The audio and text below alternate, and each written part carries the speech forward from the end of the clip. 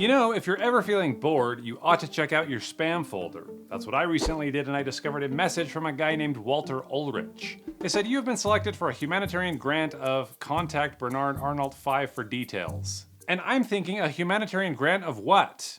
I needed more details, so I wrote to this Bernard with a simple hello. And he responded saying, "Dear friend, I appreciate you for writing back as I have expected.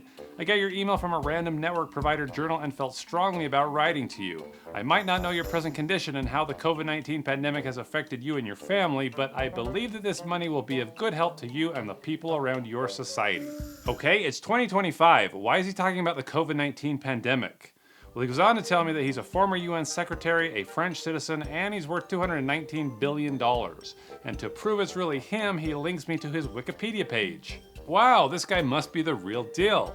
He goes on to say that he's getting dementia and he's handing out all of his wealth to his children, but there is a part of it which nobody is aware of. And he's chosen to gift me this money so I can help orphanages, homes, and the vulnerable in my country. Out of all the fish in the sea, he chose me. So I write back and I say, "Bernard, you can count on me. Ben." He writes back and he clarifies that he's going to be sending $3.5 million my way. He says, "If you know you are ready to receive the funds, $3,500,000 United States dollars, kindly introduce yourself in details to me." And that's when I realized that this might all be a scam.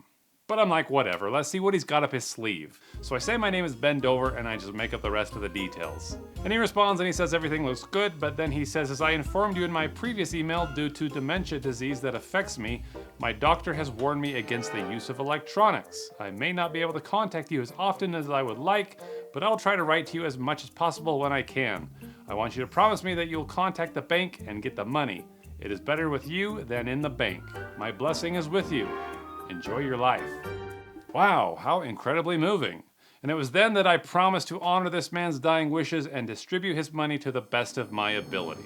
So he gives me the info for a guy named David Bennett, who I guess is the chief financial officer at Gateway Bank in the UK. And he must be official because his email address is @accountant.com. So I asked ChatGPT what it thought about an email address using accountant.com, and it said it's almost certainly a form of domain owned by mail.com. They offered themed domains so people can choose one that matches their profession or identity, so it doesn't necessarily mean that the person is actually an accountant. It could just be someone who picked that domain because it sounded professional. Oh, for a minute there I was excited. Well, let's reach out and see what he has to say. He writes back saying, "Compliment of the day to you from Gateway Bank, United Kingdom, United Kingdom. Finest and most concise online banking institution with a global perspective." He asks for my ID, so I end up making a fake one for him. He then goes on to tell me that he needs to set up an account where he can deposit the $3.5 million, and I can choose between a personal account, a corporate account, or a platinum account, and each one is going to run me a couple $100. And I'm just thinking, I don't have time for this. Somebody who wants to donate $3.5 million doesn't need my $300. So I just kind of ignore the guy. But he hasn't forgotten about me and my promise to honor Bernard's wishes, so he starts to text me on WhatsApp.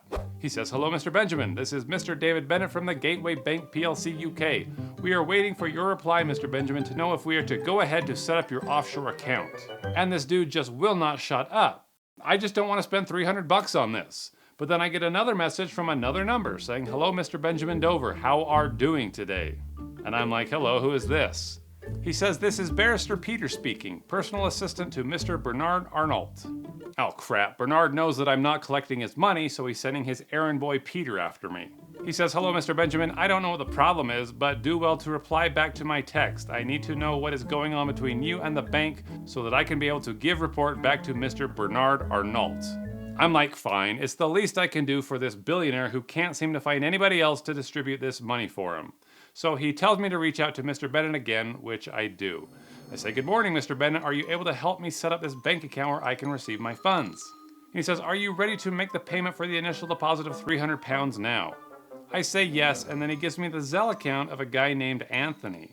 So I do a public record search for this email, and here's all of his personal details. And I can't help but wonder why a billionaire in France would need a banker in the UK, but somehow require me to send a registration fee to a 70-year-old guy in Florida. If I were Tony and I was in cahoots with scammers, the first thing that I'd probably do is clean up my digital footprint. And a tool like Aura, the sponsor of this video, could have helped, keeping his personal data out of Google searches and giving him more privacy. Or maybe Tony isn't involved at all. Maybe these scammers just got a hold of his personal info and banking details and are using it to send money overseas. In that case, a tool like Aura would come in handy to monitor all your personal and banking information and send alerts when they're being used somewhere they shouldn't be. I use Aura myself, unlike Tony, and it stores my passwords securely and it scans the dark web for leaks and it lets me know right away if my identity's at risk. It's got a ton of other features designed to keep you safe and private online, but don't take my word for it.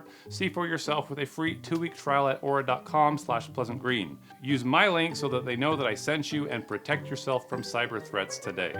Okay, well, one thing's for sure about this Tony. He's not getting my money. So I can either walk away from this scam or I can try to have some fun and call up Mr. Bennett. So I call him until he answers. Yo, hello, Mr. Benjamin. Hi, is this Mr. Bennett? Yeah. Yeah, hi, Mr. Bennett. Are you in the United Kingdom? Yeah. Sorry, was that a yes? Yeah, yes. Okay, so who's this Anthony guy? Does he work for you? Because I've never heard of him before. Yo, he works for us. And I've explained that to you on the text. So if I send this money through the Zelly to Anthony, then who's going to set up the bank account? Yo, once we confirm your payment, your bank account will be set up, so... Okay, and what bank is that I'm going to set up an account with? Yeah, the Gateway Bank. Where's that based? Is that in the United Kingdom? Yeah, it is. Yeah. Okay, I'm an American citizen. Can I set up a bank account in the United Kingdom? Yeah, sure. You can. You sure about that? Let me ask someone real quick. Hold on. Hey, if I'm a United States citizen, can I set up an account with Gateway Bank in the UK? Yes, as a U.S. citizen, you can open a bank account in the U.K., but it can be a bit more involved. You typically need proof of identity and a U.K. address, and sometimes proof of your right to stay in the U.K., like a visa. It's definitely doable, though. Okay, I don't have any of those, so am I going to run into a problem when I try to set up an account? It could be a bit challenging without a UK address or residency status. Many UK banks require these as part of their compliance and anti-money laundering checks. You might have better luck with an international bank that has a presence in both the US and the UK, or looking into online banks that have more flexible requirements. Okay, I've got this guy named Mr. David Bennett that wants me to pay him £300 so that he can set up a bank account with the Gateway Bank. Does this sound normal to you? That definitely sounds a bit suspicious. Usually legitimate banks don't charge a fee like that for setting up an account, and it could be a red flag for a scam. I definitely recommend doing some thorough research on Mr. Bennett and the bank to make sure everything's legit before sending any money. Wow. Mr. Bennett, did you hear that? Mr. Bennett? Yeah, that made him uncomfortable. He then texted me saying, if you're not interested in getting Grant, no problem about that. You can go ahead to decline it since you have any doubts. And I'm like, fine by me, but he keeps texting me. Then the next day I get contacted by Barrister Peter and he's like, hello Benjamin, how are doing today? Have you been able to set up account the bank yet? Any news from Mr. David? And I just think, let's just settle this like adults, and I call him up. Hello? Mr. Benjamin, how you doing? Hi, is this Peter? Yo, how you doing? Okay, hold on. This is the same guy pretending to be David Bennett. Yo, hello, Mr. Benjamin. Mr. Benjamin, how you doing? Okay, so you've done this before, and you know Mr. Bennett. You know him pretty well. Yeah. Is there any relationship? Like, are you related to him in any way? No. Because you sound quite a bit like him. Did you speak with Mr. Bennett? No, I spoke with you, and you were pretending to be Mr. Bennett. Oh. Have you been getting the test from Mr. Bennett? Oh my gosh. Here, listen. Yo, hello, Mr. Benjamin. Mr. Benjamin, how you doing? Oh, are you talking about Mr. Bennett? I'm talking about you. You're both. You are Mr. Bennett and you are Peter. You're pretending to be both of these people. No. Where are you? Are you in Nigeria or are you in Ghana? Okay, he's seriously going to double down on this. Michael Bennett and Barrister Peter are the same guy, and now I'm wondering if I can get Bernard on the phone. So I asked Peter and I say, do you think I could speak with Mr. Bernard? He said, I'm sorry about that, you can't. And I'm like, why? Is he upset with me? Eventually, I just call Peter to see if he can connect me to Bernard. How are you doing, Mr. Benjamin? I'm doing fine, thank you. So there's no way for me to talk with Mr. Bernard? No. Okay. So can I speak with you regarding this donation money? Yeah, there was no problem. Okay. I know that the money needs to be used wisely for charity. I don't want to use it for myself. I want to be a good steward. Is there any limitation to how I can use the money? No. Okay, so here's my idea. I want to use this money to I want to build rockets, and I want to send sandwiches into space uh, to feed the aliens that are hovering around the planet. Well, you are not a lamp, so how are you going to do that? Okay, it's really easy. I know people that can help, and if we build the rockets, if we send the food up there, you know, they're hungry, they're interested in our resources and our planet. And if we could, you know, send the food to them, I think they'll stop whatever they have planned. All a brilliant idea. Wow. Yeah, thanks. I'm glad that we agree on this. So I think most of the money is going to go to the rockets, and we could probably work with a local sandwich shop to get the food donated. But yeah, I just wanted you, I just wanted to know if you thought that feeding the aliens would be a good use of the funds. Yeah, if you do that, you're saving humanity also. Well, believe it or not, this guy still hasn't caught on, and he's still hitting me up for that 300 pounds. This turd just will not flush. So that's when I decide to trap him in a never-ending maze built by the one and only Kit Boga. He calls it his gauntlet, and it works like this. I tell Mr. Bennett that I'm sending him 300 pounds via Bitcoin, and anyone knows that when you visit a Bitcoin machine, it will print you out a little receipt that the receiver will want to see. But I'm going to send David this photoshopped receipt which states anyone with this code can claim these funds. But this particular website on the receipt takes him to the never-ending maze. This site looks like any typical Bitcoin exchange site where you might go to withdraw your funds, but to do so, you're required to complete a number of verification steps to prove that you're human. Like this impossible labyrinth that I can't even get close to finishing. Or this game where you have to keep your mouse inside the circle for an entire minute. Or the most ridiculous captchas, like this one asking how many pieces of candy there are.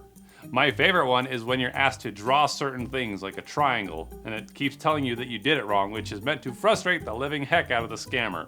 It may even ask you to draw something random like a rat, or an evil robot. And you can imagine that they get so frustrated doing this that they end up calling the support number to speak with a representative. Your current wait time is between 14 and 24 minutes. There are 18 callers ahead of you. But they're going to be waiting a very long time. I hope you appreciate the music that Kit's composed to play during the hold period.